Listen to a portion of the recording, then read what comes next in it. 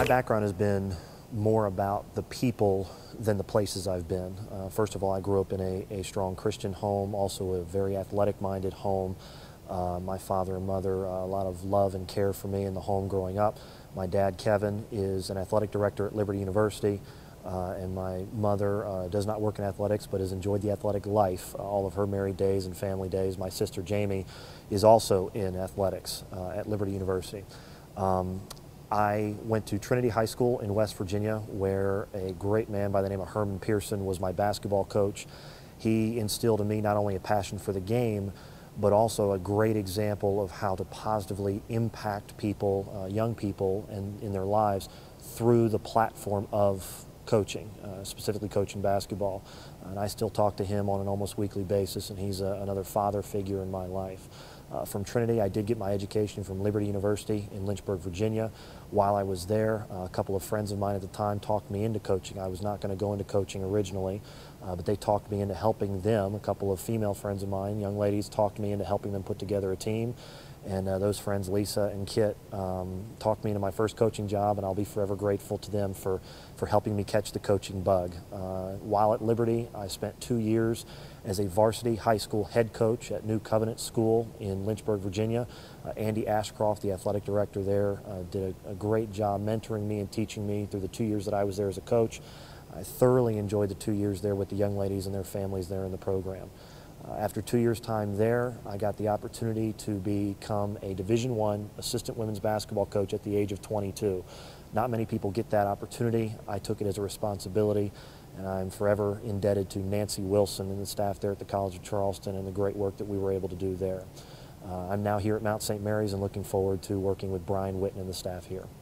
I chose to come to Mount St. Mary's. The seed for it was planted through the relationship I have with Brian Witten, the head coach here. Brian and I have known each other for 4 or 5 years now. I think one of the most genuine things I can say about him is that so far, and through every point of contact as I've known him, he's always been the same person, always been very genuine. He's the same person in the office as I've begun to get to know him here, as he is every day out on the recruiting trail. He's just a very genuine person. He's very kind and considerate to those around him. He lives by the modicum that people remember how you make them feel, and he's very cognizant and aware of that. That kind of relationship through a head coach and throughout the program was something I was looking for after I left my previous position. It was something that was going to be very important to me each step forward from now on in my career, and I have found that very strong here at Mount St. Mary's. Another reason I chose to come to Mount St. Mary's was because I believe my coaching philosophy aligned very closely both with Coach Witten as well as the other coaches already here on staff.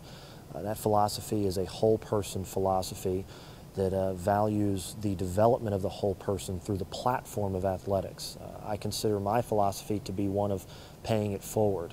The lessons that were instilled in me through Coach Pearson when I was a high school player, through the coaches that I observed and learned from during my college days, are lessons that I hope to impart to the next generation of young ladies in women's basketball.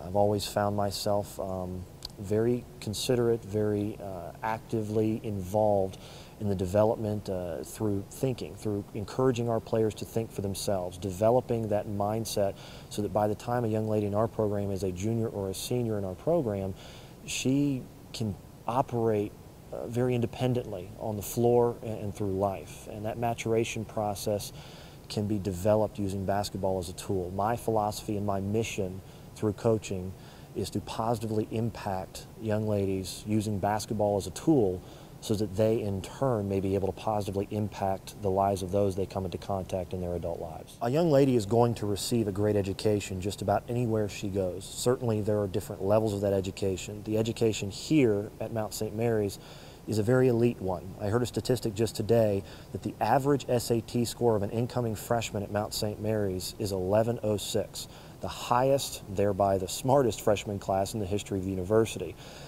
The bar has been set very high by the faculty here, and it seems that each freshman class in succession continues to meet and surpass that bar. So the education here is very good. Basketball here is Division I. It's top-notch, and it's constantly improving within the NEC. But more than that, a young lady and her family need to be aware that their experience will be most shaped and most molded by the people with whom they come into contact.